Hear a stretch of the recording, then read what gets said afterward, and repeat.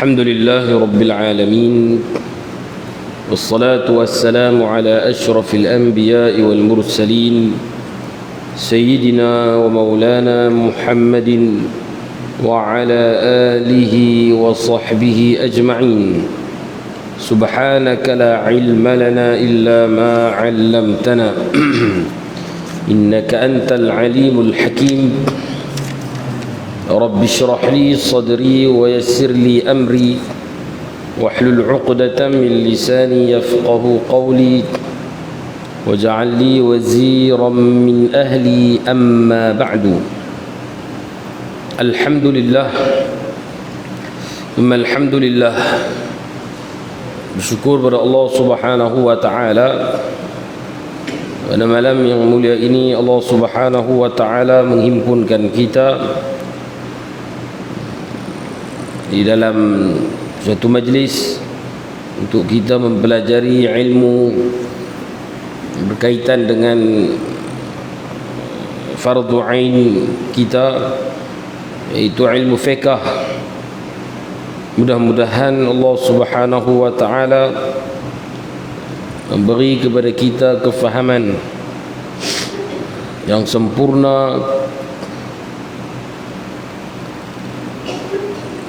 dan Allah Subhanahu wa taala memberi kepada kita taufik untuk beramal dengan apa yang kita pelajari. Amin ya rabbal alamin.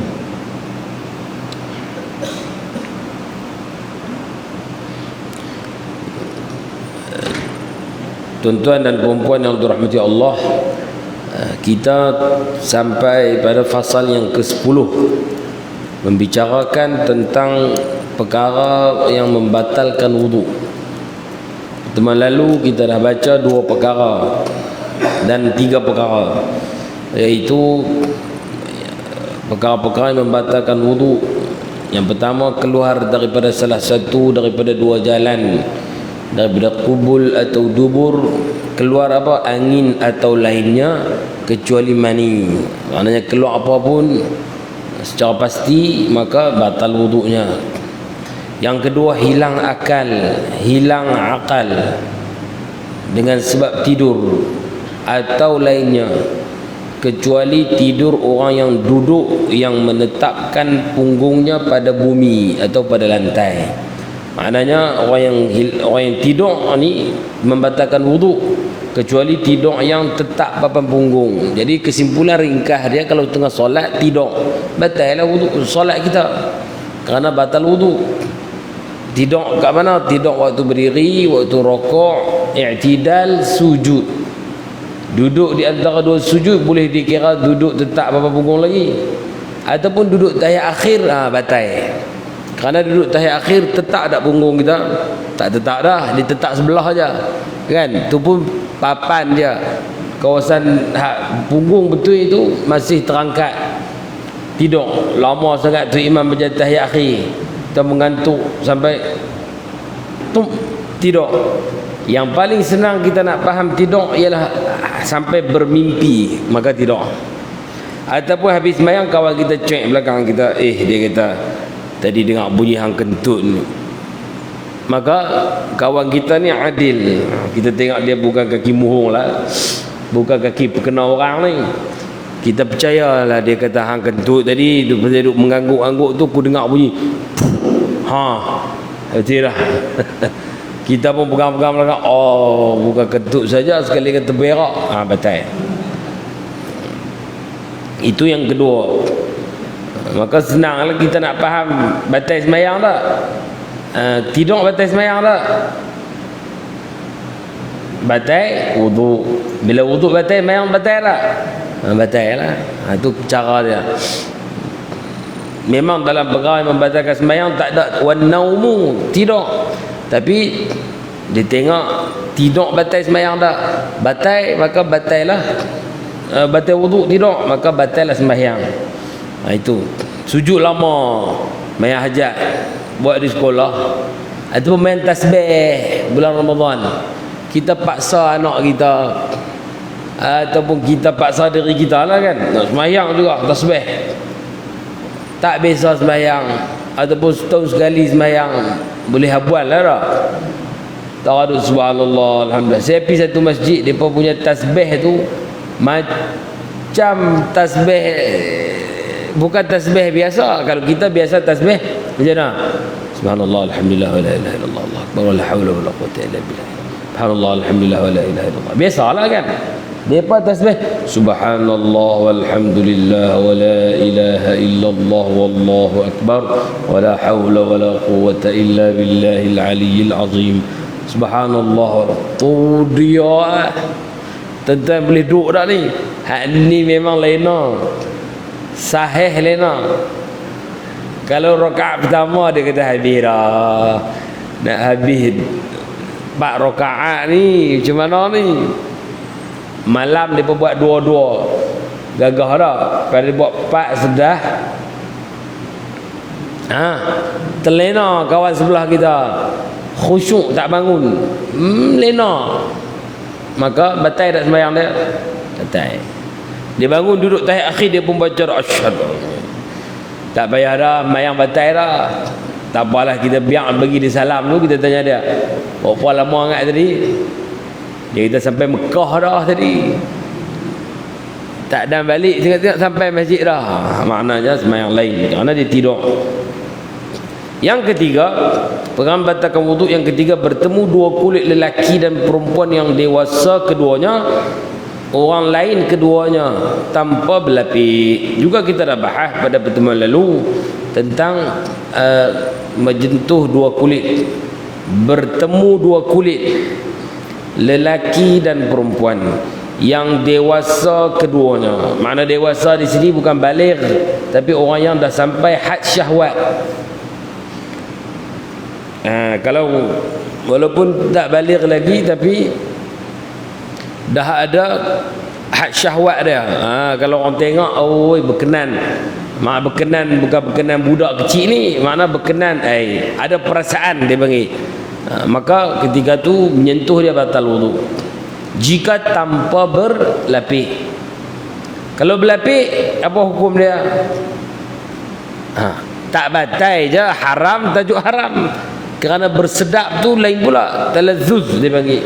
Bersedap bersyahwat tu tak boleh pula. Kita pergi pekan hari, tengok tempat orang sesak, mula pergi duk mencelah. Dulu ada orang pasien tu, dia kata jom pergi pekan hari, dia pergi belaga-belaga dengan orang, dia kata. Kita duk ingat pergi belaga ayam ke apa, rupanya pergi belaga dengan orang. Ada orang pasien tu, dia ingat tak apa, tak batal wuduk, dia kata.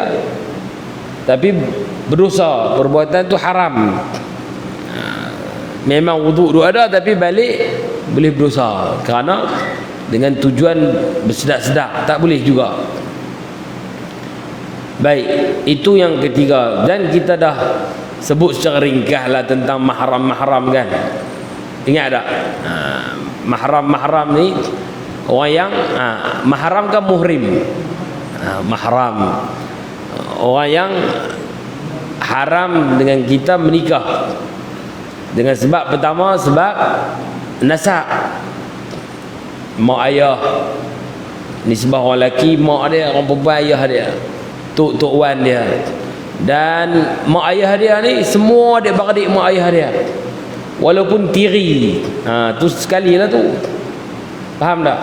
Mak kita dengan adik dia mak lain.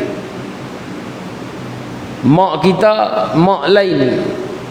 Mak menakan tiri juga mahram kita. Walaupun mak menakan tu sebaya kita. Habis tok wan kahwin 2. Betul tak? Biasanya kan mak kita 5 beradik dah. Lepas tu tok wan kita menikah. Kadang-kadang kita anak sulung sama sebaya dengan pak menakan. Kan nampak kan? Tiba-tiba mak menakan pula muda lagi daripada kita. Bila besar, kita berasa ni bukan mak menakan ni. Ni kawan ni, pasal kita umur 40, dia 40 ke, dia 30. Muda. Tetap dia mahram kita. Mahram kita. Berasa malu nak salam. Tu nampak lain tak apalah. Berasa segan nak salam. Bukan wajib. Tak. Ni mak menakan hang, kau pergi salam juga. Tak wajib. Maknanya maksud dia mahram.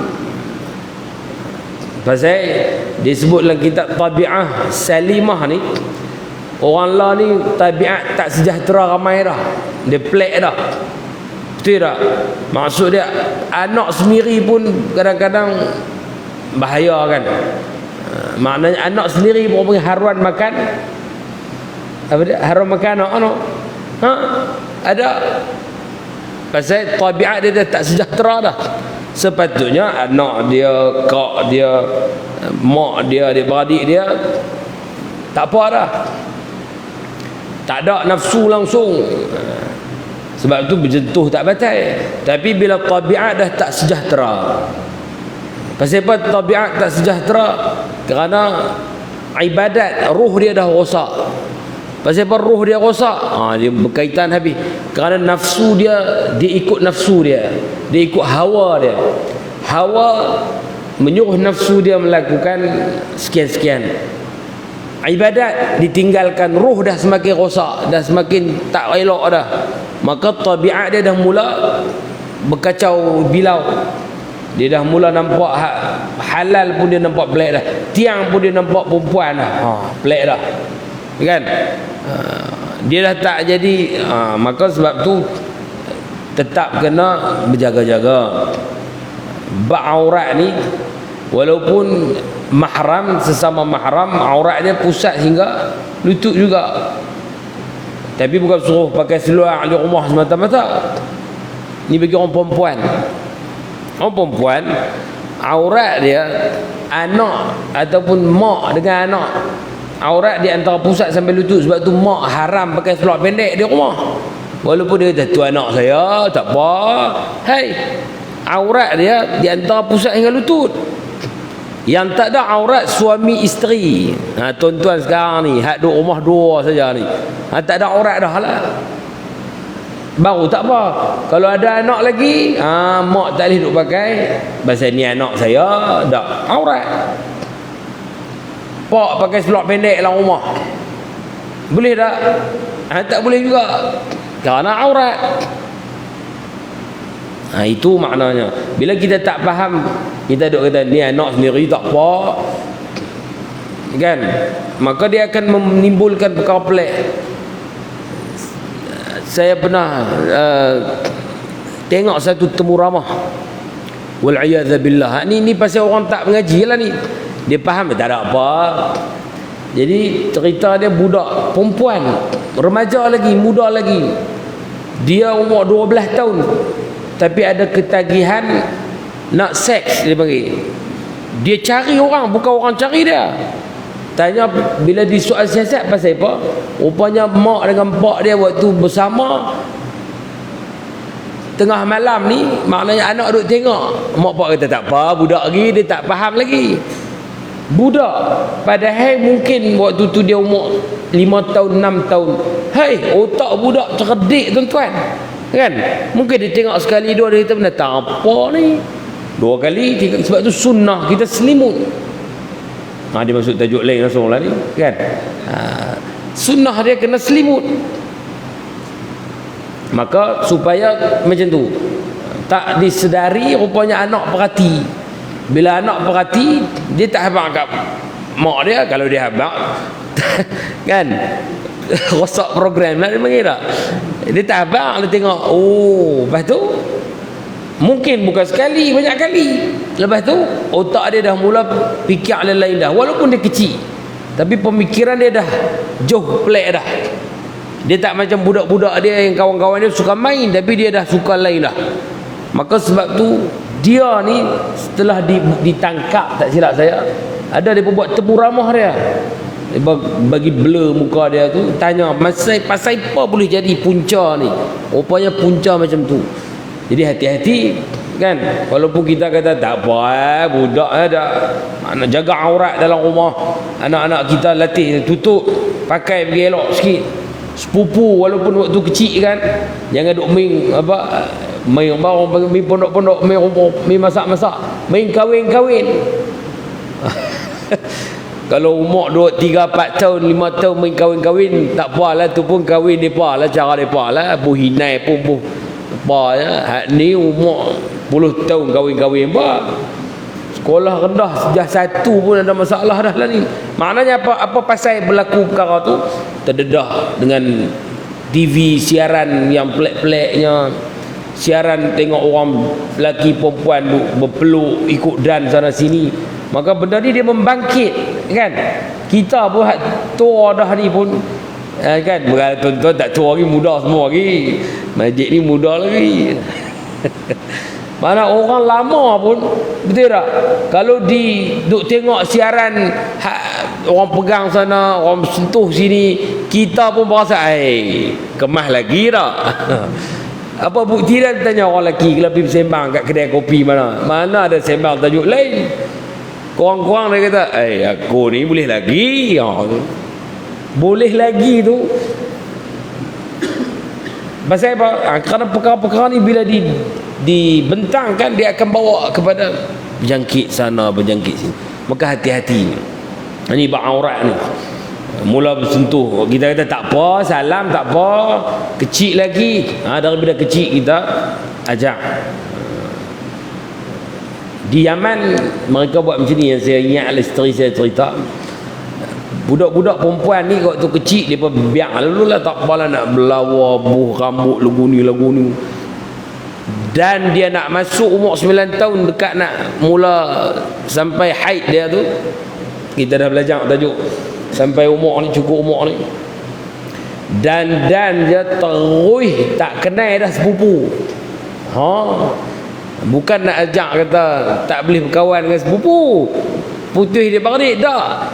Dan dia dah dewasa dengan umur sinul balighah tu, baligh-nya terus katuk lituk. Pasal apa? Dah mula hang dewasa dah diajar kamu ni dah dewasa dah tak boleh dah dedah aurat ikut dah tak boleh dah. Sebab apa? Ni nak jaga ni dah pisah terus dah. Tak boleh kita tuan rumah, cucu anak kita balik kan, sepupu sepapak ramai, halus-halus tak apalah, ni dah mula besar dah ni. Yung sana, yung sini, kawan tu pi belak ayak sana. Kita kena jaga supaya perkara ni dia tak jadi, manusia dia tak sama. Kadang-kadang dia budak tapi nafsu dia tua. Boleh jadi. Tak boleh kira. Nak tahu tak tahu, tengok kes yang berlaku. Kadang-kadang muka tak bersalah punya ni, muka budak sungguh, suci murni. Tengok tu dia lah, kena tangkap, balas benda orang. Kalau balas benda kawan orang lelaki tak bagi, dia balas benda budak perempuan serama. Ada muka kalau kita tengok tu dia bagus sangat-sangat. Bukan pasal dia tak bagus, tapi pasal mungkin didedahkan di kampung, di rumah sepupu sepapak duk mesra ikut dan, maka dia bangkit keinginan tu. Itu fitrah manusia laki, dia suka dekat perempuan. Sebab tu kan kita sebut pertemuan lalu, perempuan ni, orang yang ada dua alat ni, khunsa ni, nak tahu dia lelaki ke perempuan macam mana? Tanya dia, hang suka kat siapa? Kalau dia kata dia suka kat lelaki, maknanya dia perempuan. Hak dua alat tadi ni. Kalau dia suka kat perempuan, maknanya dia lelaki. Pasal fitrah lagu tu. Dibuat cam lagu tu. Kata dia ni lelaki ke perempuan. Baik. Tu cerita mahram dengan sebab apa dia tadi, dengan sebab ni nasab mak ayah. Tu pada asalnya itu nafsu manusia, dia tak teringin lah. Mak ayah, tok wan, anak, cucu ni semua bagi dia tak ada apa. Tapi kalau di zaman dah manusia dah mula black ni, jangan biar, jangan mudah. Salin baju pun jangan duk salin depan anak, jangan salin depan orang, tak kena gaya kan. Tak, tutup dah supaya mereka tidak terbiasa dengan perkara-perkara tersebut. Media ni cukup cerdik, dia pun tak nak rosakkan orang. Dia pun bukan suruh kita, tidak ada. Kalau orang suruh kita berzina, astaghfirullahalazim, kita hambat dia dengan kayu lah tak. Minumlah arak. Agak-agak tuan-tuan nak minum. Kalau orang main tak tadi ni arak, minum. Hai, astaghfirullahalazim, kita marah. Tapi mereka masukkan dengan jalan halus. Buat filem bagi kita tengok, biasa no. Dia cuek kok nu, cuek kok ni. Arak, dia tak suruh kita minum. Dia suruh campur dalam makanan sikit, dia kata baru sedap. Kita pun tu ke? Habis. Yang viral hari tu kan. Tak tahu bila, wallahu a'lam lah. Jadi hati-hati. Musuh Islam, mereka nak merosakkan Islam macam kita niat nak mengislamkan mereka. Kita tengok orang bukan Islam, hati kita, Allah bagi hidayah lah kat dia. Betul tak tuan-tuan?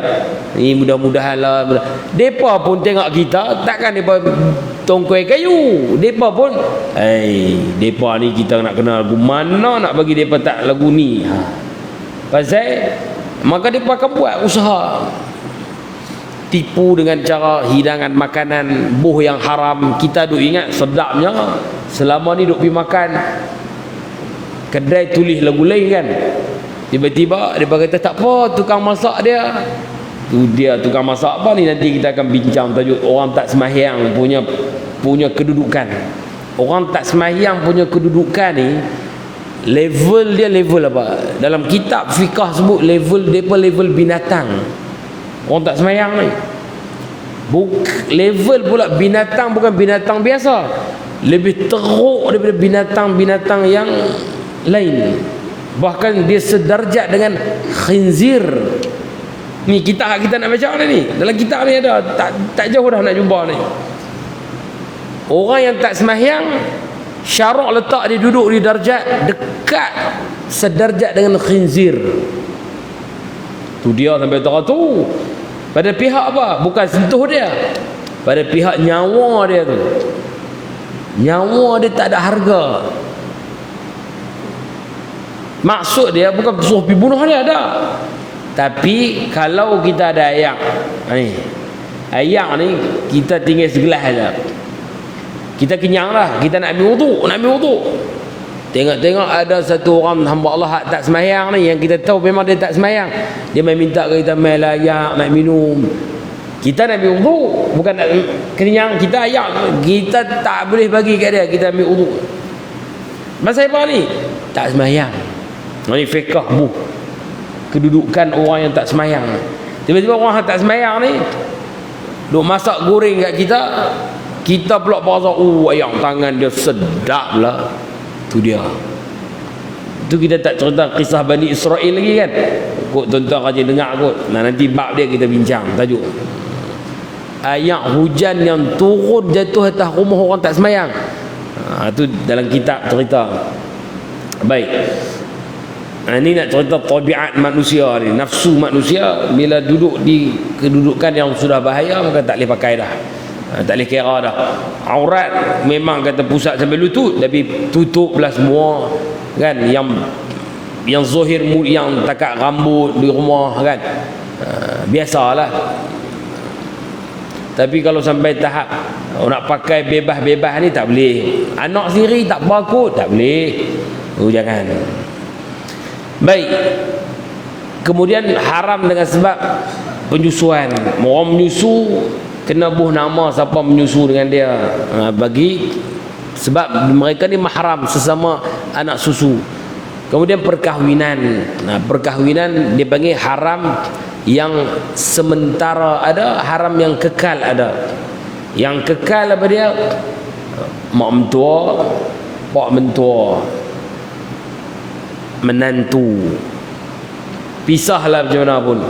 Kalau sementara seperti kak ipang, adik ipang, mak menakan bini, mak menakan bini, pak menakan suami. Yang tu haram sementara. Menikah, jadi kak bini kita dengan adik bini kita tu haram himpun. Makna haram kita, mereka mahram bukan makna mereka ni haram sementara, muaqqat. Kalau isteri mati, boleh tak kahwin dengan adik dia? Boleh. Orang kita pergi saling tikar. Tak kira lah salin tikar ke, tapi itu dipanggil. Cuma ada syarat-syarat dia lah. Ada satu bab tuan-tuan cari. Ini saya bekerja sekolah. Orang lelaki kita sebut tak ada iddah dia tak. Tapi ada satu bab orang lelaki ada iddah juga. Haji Rahman kena tulis soalan ni. Tahu dah? Tahu dah, clear dah. Tuan-tuan kena tanya Haji Rahman. Orang lelaki dia tak ada iddah. Bini dia mati hari ni, esok kahwin lah. Tak apa. Tapi ada waktu juga dia ada iddah juga. Dia tak boleh nikah lagi. Kena tunggu tempoh. Tuan-tuan cari dulu. Tak tahu kena tanya Haji Rahman. Baik. Kemudian yang keempat, malam ni sambung yang keempat, perkara membatalkan wuduk yang keempat. قال المصنف رحمه الله تعالى ونفعنا الله بعلومه وعلوم مشايخنا في الدارين آمين يا رب العالمين. قال الرابع مس قبل الآدمي أو حلقة دبره ببطن الراحة أو بطون الأصابع. Perkara yang keempat yang membatalkan wuduk ialah menyentuh kubul manusia atau bundar bulatan duburnya dengan perut tapak tangan atau perut jari. Okey, kitab kata lagu tu. Nak faham macam mana? Mari kita tengok. Dia kata, musannif kata perkara membatalkan wuduk yang keempat ialah menyentuh menyentuh kemaluan depan ataupun zakar adami, kemaluan anak Adam. Baik. Qubul maknanya kemaluan depan. Manusia maknanya bukan binatang. Kita sentuh binatang tak batal. Tak kira binatang apa pun. Tapi kalau sentuh manusia punya kemaluan, kalau depan, nisbah depan dipanggil zakar atau faraj. Sama ada hak sendiri atau hak orang. Kalau hak sendiri batal. Baik, zakar ni maknanya apa? Kemaluan. Maknanya kalau orang lelaki dia panggil bahasa moden sikit testis ada. Kalau bahasa dulu orang panggil apa tu? Tu tak batal. Testis tahu tak? Tahu kau no? Tuan-tuan tahu belakang kot. Orang Sungai Mati pakar bahasa Inggeris belakang ni. Tak batal. Yang batal kemaluan. Zakarun dia panggil dalam bahasa Arab. Yang tu batal. Tempat tumbuh bulu tak batal. Tak batal. Tempat tumbuh bulu tu kan tak batal. Bulu pun tak batal. Yang batalnya kemaluan daripada hujung sampai hujung. Batal. Orang perempuan pula yang mana batal tu, dia panggil tempat bertemu dua bibir. Dia tahu lah. Di situ yang batal. Kalau safhah dia ataupun dia panggil apa dia nak kata ni, dia punya apa, lapangan dia tu, kawasan tumbuh bulu dia tu tak batal. Tempat bertemu bibir tu, tu dia faham lah. Yang tu batal. Yang tu faham. Bila aku nak tuan-tuan, dia pakai senyum, saya pun senyum lah. Baik, itu bahagian depan. Baik, dia kata manusia, maknanya walaupun terpotong, silap ikut mana tu terpotong kan. Yang penting kita tengok, hai ni orang ni, maka batal kalau pegang. Batal wuduk. Cerita batal tu walaupun terpotong lah kita, sekalipun terpotong. Tapi kalau hak kulit khitan orang lelaki tu, hak tu tak batal. Itu tak batal. Sebab orang tak beri kemaluan hak tu dah. Orang bagi kulit je. Itu tak batal.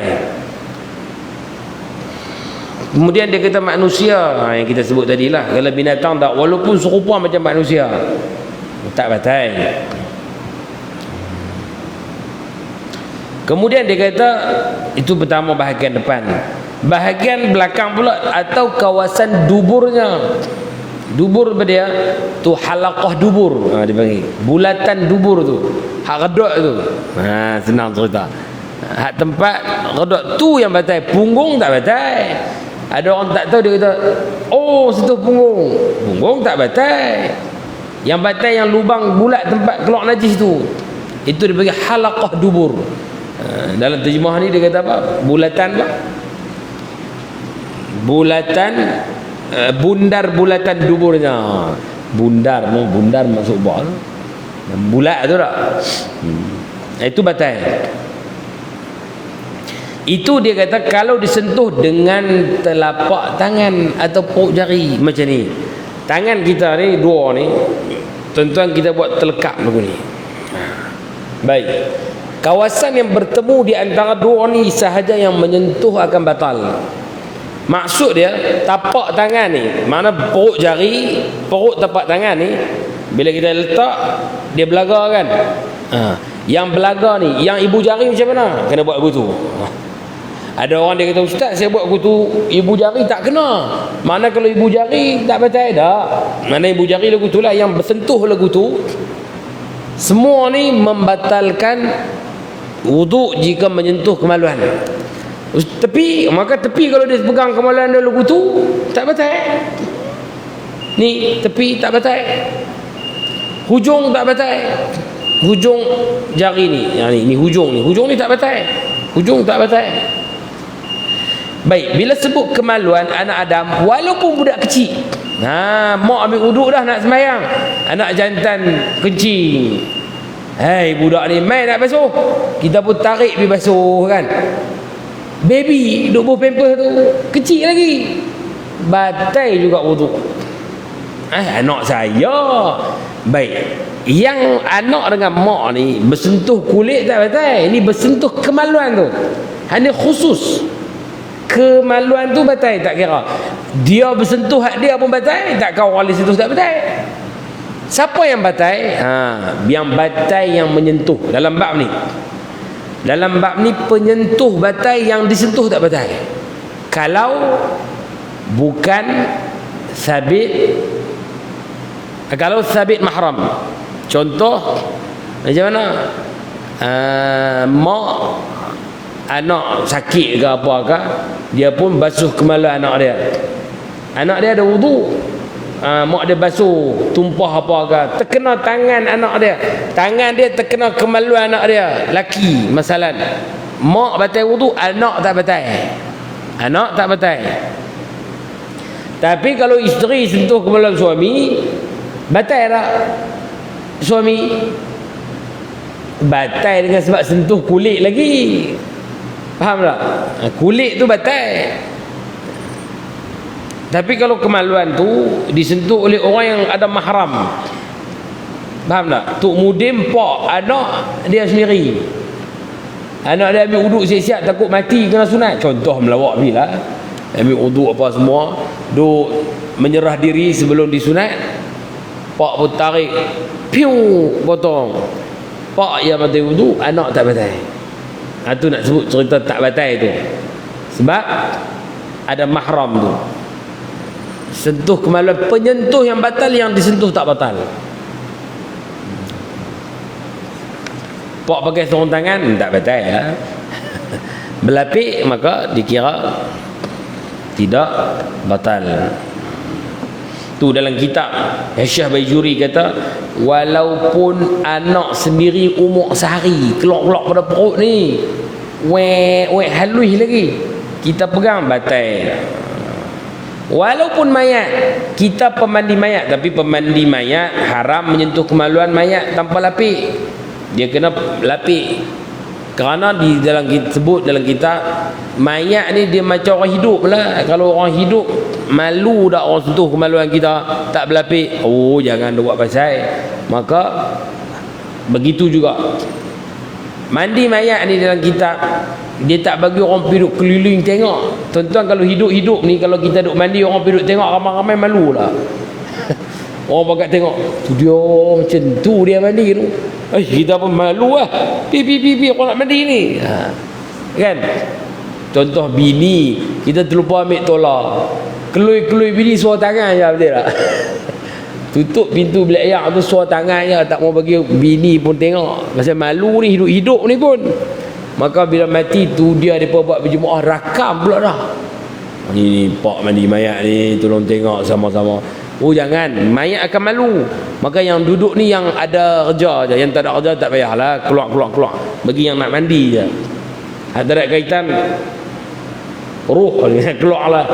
Bagi orang lain lah, bagi orang ada kerja. Baik, itu dikata walaupun mayat batal juga wudu, tapi batal orang yang hidup.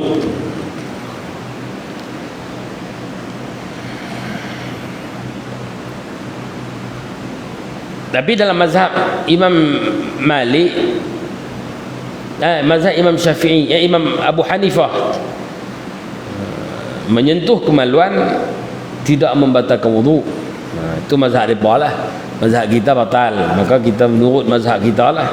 Kerana Nabi SAW sebut dalam hadis, Imam Malik meriwayatkan hadis dalam kitab Muwatta, man massa dzakarahu falyatawadda.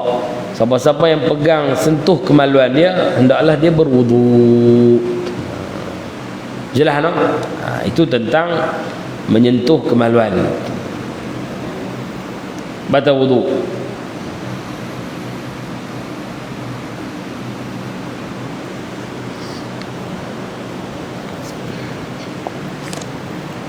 Kemudian kita tengok apa lagi dalam kitab ni disebut tentang menyentuh kemaluan, batal tak wudu.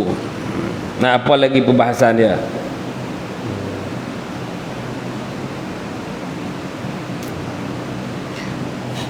Tapi tuan-tuan, bulu yang tumbuh di kemaluan tu aurat ke tak? Bulu yang tumbuh di kemaluan kita aurat tak?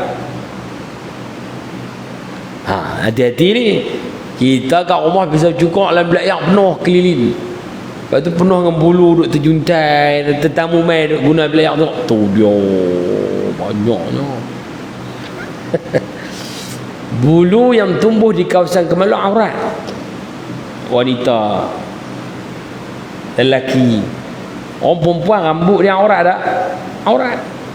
Jadi rambut dia dalam kita, kata guru kami dalam kitab kami belajar dengan Syekh Toha, dia kata orang perempuan sebelum kahwin, kan dia sebelum kahwin ke kahwin kat sebelum kahwin, rambut orang perempuan ni dia cepat lurus sikit kan lagu mana kita tak tahu, dia pun sikat lekat dekat sikat kan, dia buat gulung, dia buah kat batang bunga lah apalah sebelum kahwin.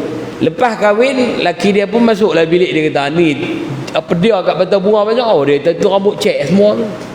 Maka rambut tu aurat kerana rambut sebelum kahwin tu dia sampai tarah tu.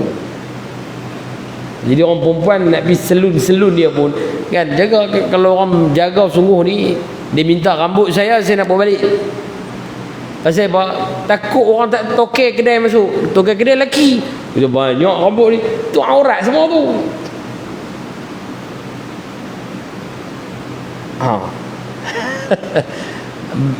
Kerana perkara ni mungkin orang kita tak ambil berat tak. Dia bagi dia biasa, benda biasa tak. Maka kena hati-hati. Maka bulu-bulu kemaluan tu aurat, tapi tak batal wuduk lah.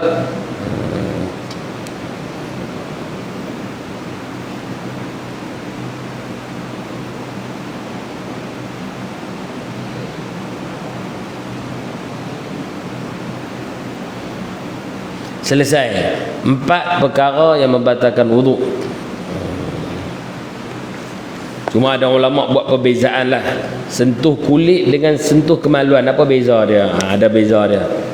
Tak apalah, yang tu janji kita faham. Sentuh kemaluan batal wuduk, depan atau belakang. Kemaluan siapa? Kemaluan anak Adam, manusia, walaupun dia kecil, walaupun hak diri sendiri, walaupun yang orang lain. Yang orang lain walaupun anak sendiri, walaupun halui, batal wuduk juga menyentuh dia. Kemudian selesai 4 perkara yang membatalkan wuduk. Kita masuk sikit perkara yang haram dilakukan oleh orang yang batal wuduk. Dalam kitab ni dia kata Bismillahirrahmanirrahim, qala al-musannif rahimahullah taala, dia kata man intaqadha wudu'uhu harum alaihi arba'atu asya'a. Orang yang batal wudu'nya haram ke atasnya 4 perkara. Yang pertama as-salatu, yang kedua wat-tawafu, tawaf, yang ketiga wa massul mushafi, yang keempat wa hamluhu. Ada satu kitab tambahan dia lagi wa khutbah, baca khutbah. Khatib tak ada wudu haram, kerana rukun khutbah mesti dibaca dalam keadaan berwudu, kerana khutbah sebahagian daripada solat, maka tak boleh khutbah dalam keadaan tak ada wudu. Tapi khutbah Jumaat sahaja, khutbah 2 hari raya tak apa, tapi makruh ataupun sebahagian kata khilaful aula. Jadi kalau kita lepas tu jadi khatib juga hari itu sikit perut pula dah. Kan pagi raya dia sunat makan dulu. Dia makan ketupat, lemang apa semua, naik khutbah perut mulah. Nak lepas tak lepas. Terkentut dan sebagainya, tak sah khutbah. Yang tak boleh Jumaat. Jumaat tak boleh. Baik, orang yang tak ada wudu, haram 4 perkara ni dalam kitab ni sebut. Yang pertama haruma alaihi as-salah, haram ke atasnya solat. Solat ni termasuk semua solat sunat dan termasuk solat jenazah atas pendapat mu'tamad. Solat jenazah sekalipun tak boleh kalau tak ada wudu. Tak boleh kata tak apa, solat jenazah ni tak rokok. Ada depa kata boleh, tapi jangan habaq orang. Ya, kita tahu. Pun tak boleh juga. Baik, termasuk dalam solat ni sujud syukur, sujud tilawah, tak boleh juga. Sujud sejadah tu, sujud sejadah, sujud syukur nanti kita bahas pada pertemuan akan datang. Kan dah bahas kat sini. Pernah baca tak kaedah sujud syukur, sujud sahwi ni? Sujud syukur dengan sujud tilawah, rukun dia. Ada tak kita bahas kat sini? Tak ada. Ada orang bila dengar berita alhamdulillah, pum dia sujud. Boleh tak? Ada syarat dia. Ada rukun dia, Sujud tilawah macam tu juga. Nanti kita akan bahas insya-Allah. Pertemuan depan tuan-tuan ingat balik, ingatkan. Cuma nak sebut kata solat ni termasuk dalam solat sujud syukur, sujud tilawah. Maknanya kalau tak ada wudu, haram tak sujud syukur? Haram. Sujud tilawah, dengar orang baca Quran, wa hum la yastakbirun, dia sujud, kita pun duduk luar semayang ni sunat sujud, tapi tak ada wudu, tak boleh. Aurat tak boleh terbuka. Nanti kita akan bahas. Dia termasuk macam solat. Jadi kalau tak ada wudu, sembahyang tak boleh, sunat sekalipun tetap tak boleh.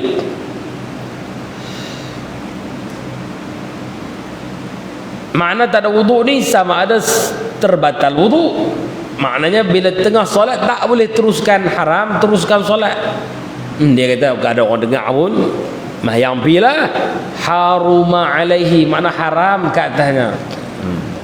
Dalam kitab lain mana disebut ada yang haram makna dosa besar tu, maknanya kabair.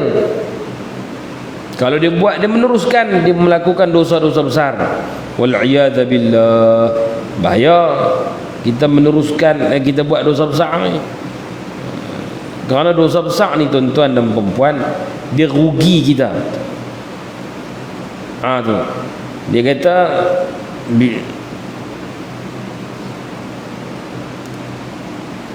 sembahyang dalam keadaan tak ada hadas, tak ada wudu, dalam keadaan tak ada wudu tu hukum dia kabair, dosa besar.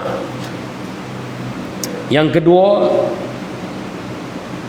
yang tawaf, yang ketiga khutbah Jumaat, yang kita tak ada dalam kitab ni, ditambahkan. Tapi kalau sentuh mushaf dan husung mushaf berdosa agak, tapi kata dalam kitab ni sagair. Saya pun tak bisa dengar perbahasan ni. Kita dah dengar berdosa kan, haram. Tapi rupanya dalam kitab dia sebut sagair. Tak apa, nanti kita bincang dia. Sekarang ni nak sebut kata tiga ni, dua yang dalam kitab ni, sembahyang dan tawaf minal kabair, dosa besar kalau kita tak ada wuduk kita teruskan. Jangan teruskan solat dalam keadaan tidak berwuduk, hendaklah berhenti walau macam mana sekalipun. Ataupun makna dia tak berwuduk lagi, itu dua perkara, maknanya tak ada wuduk jugalah. Yang pertama. Yang kedua dia kata at-tawaf dan tawaf. Tawaf pun macam tu juga hukum dia. Sama ada tawaf sunat, tawaf fardu, tawaf qudum, tawaf, semua jenis tawaf. Selamat datang, tawaf apa, wada'. Semua jenis tawaf kena ada wuduk. Tak boleh dalam keadaan tidak ada wuduk. Bila habis wuduk terbatal dengan sebab hadas ataupun lainnya yang kita bincang 4 perkara tu, maka ada lah wuduk dia, kena keluar pergi ambil wuduk. Cuma tawaf ni tuan-tuan, kita dah sebut pada pertemuan lalu kan, kalau bersentuhan kita boleh taklid qaul dhaif dalam mazhab kita. Kita tak ada syahwat dan kita tak sengaja orang yang sentuh kita, maka ketika tu tak batal, teruskan tawaf. Kalau tidak macam sebut tadi lah, dia pun tak buat lorong ni, lorong lelaki, lorong perempuan kan. Kalau buat lagu tu payah cerita. Pasal tawaf ni orang pernah pi dia tahu. Orang tak pernah pi mungkin dia bagi plan macam-macam. Oh, dia kata pasal apa orang kat sana tu, awak tak buat tawaf ni lorong wanita, lorong lelaki. Tapi kalau dia pi baru dia tahu, oh betul kalau buat dia macam-macam. Pasal yang pi tu bukan semua sihat belakang lah. Ada hak pi kena usung lelaki dia, usung bini dia. Mazhab dia pun mazhab pegang lelaki tak apa, tak batal wuduk. Ni duk heret lelaki, heret bini, macam-macam, tolak mak dia tak. Kalau duk lorong lelaki, lorong wanita, gimana nak buat? Manusia pula bukan seorang dua, dia ramai je. Maka ketika tu masuklah tawaf. Begitulah dari dulu sehingga kiamat. Maka itu tidak ada masalah yang kita dah bincang pada pertemuan lalu. Jika tersentuh dan sebagainya tidak membatalkan. Ada soalan tak? Sebelum kita masuk ke bahasan memegang mushaf dan membawa mushaf. Ya.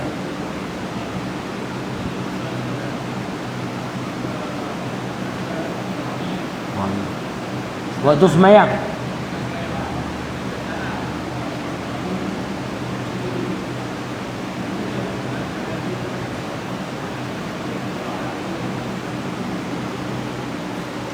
Baik. Soalan, kita tengah sembahyang, tiba-tiba angin mai kuat sangat kat belakang ni, dia nak keluar ni, kita punya tahan berkemut tak kira kan. Ini semua pasal berlaku ni. Paling seksa waktu tahiyat akhir, dia duduk satu imam cepat sikit beri salam, tiba-tiba kawan sebelah berentuh kuat sikit, pun dia terketuk. Allah. Baik, tak soalan berkat tu. Soalan gini, tengah duduk semayang dia main nak terkentut, boleh tak dia kata lah hati dia, ish aku keluar saat aku pergi uduk juga, keluar pergi kentut kat luar apa? Baik, jawapan dia, perkara yang disebut tadi itu merupakan antara perkara-perkara yang membatalkan solat. Perkara yang membatalkan solat antaranya ialah dia panggil apa? Dia taraddud, maknanya dia taraddud, ragu-ragu untuk memberhentikan solat ataupun nak teruskan solat. Dia masih duduk macam ni, nak berhenti tak berhenti, nak berhenti tak berhenti. Yang tu juga merupakan perkara membatalkan solat segera, batal terus. Tapi kalau dia kata macam ni, aku pergi kentut dulu bah, kentut, dia tak sebut lagi, dia sebut perkara nak batal. Yang ni dia sebut nak berhenti. Beza ni. Kalau dia sebut aku nak berhenti saat nak pergi kentut kat luar, yang tu batal terus walaupun dia tak jadi berhenti. Ni dalam kitab ni ada, dalam kitab matan kita ni. Tapi kalau dia kata, perasaan kena kentut dulu bah ni, Kena kentut dulu. Sembayang duk kera kentut sampai bagi salam, tak kentut pun, maka sembayang dah sah. Tapi kalau dia kata kena berhenti pergi kentut, sebut berhenti tu batal. Batal sembayang bukan bila berhenti, sekarang batal. Jadi hati-hati tengah sembayang. Dengan anak kita duk kelai belakang orang. Budak orang ni aku berhenti tarik telinga ni. Berhenti batal terus. Niat baru nak berhenti, batal sekarang. Sama juga dengan taraddud, nak berhenti tak berhenti. Maksud dia gini. Nak berhenti tak berhenti, nak berhenti tak berhenti, pun batal dah sembahyang. Tapi kalau nak kentut tak kentut, nak kentut tak kentut, tak batal lagi. Beza sikit dah. Disebut berhenti dengan kentut tu dua perkara yang berbeza. Dalam kita ada bahas perkara ni. Itu antara perkara-perkara membatalkan solat. Maka tak boleh kita berniat macam tu. Dia main nak terkentut, tak tahu je lah. Memang kita puasa, nak tahan ke tak ni? Tak apa, jangan kita nak berhenti ke tak. Nak berhenti ke tak, batal segera. Bukan tunggu berhenti. Tak sama macam puasa. Puasa tak apa. Bagi pukul 8 dah terlupa makan sok Allah. Malam tadi niat dah main tarawih. Kan? Nak puasa ke tak ni, nak puasa ke tak? Sampai kat nak bang maghrib duk nak puasa ke tak, nak puasa ke tak? Sah tak puasa dia? Sah. Puasa sah. Walaupun dia pergi habaq dah kat bini dia, kata aku perasan hari ni tak boleh puasa dah, tak boleh puasa dah. Duk pegang botol ayak kat depan peti air dah, dia kata tak boleh dah. Bini kata tak apa bang, sabar, puasa bang, sikit apa 5 jam gini. Kita duk nak buka tapi tak buka. Tak apa, sah. Sebab puasa dengan sembahyang ada beza dia. Sembahyang hayat dia ada, dia sat je. Tiba-tiba nak berhenti, nak keluar, nak berhenti apa? Batal la tu dia panggil. La tu batal. Wallahu a'lam. Ada lagi tak soalan kaitan? Ada?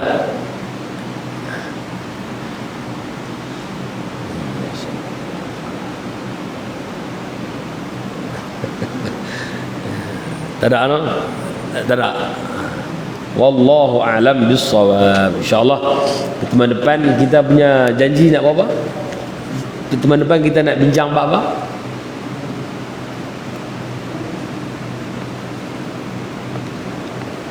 Terlupa lah saya, tak ada minggu depan lagi. Apa dia kita janji nak bahas minggu depan? Kitab mahram. Mahram sebut dah. Nasab. Dah tadi ni. Hak tu saya tak ada nak bahas pasal hak tu saya nak tulis bagi dak yang saya sebut tadi, nak bahas minggu depan. Dah boleh dah wala kita tengok balik di live dah insya-Allah. Wallahu a'lam bis-shawab. Bismillahirrahmanirrahim. Alhamdulillahirabbil alamin. Wassalatu wassalamu ala asyrafil mursalin wa ala alihi wa sahbihi ajma'in. Allahumma anfa'na bima 'allamtana wa 'allimna ma yanfa'una. Allahumma zidna 'ilman nafi'a wa barik lana fima 'ataitana bi rahmatika ya arhamar rahimin. Wa sallallahu ala sayyidina Muhammadin wa ala alihi wa sahbihi ajma'in. Alhamdulillahirabbil alamin.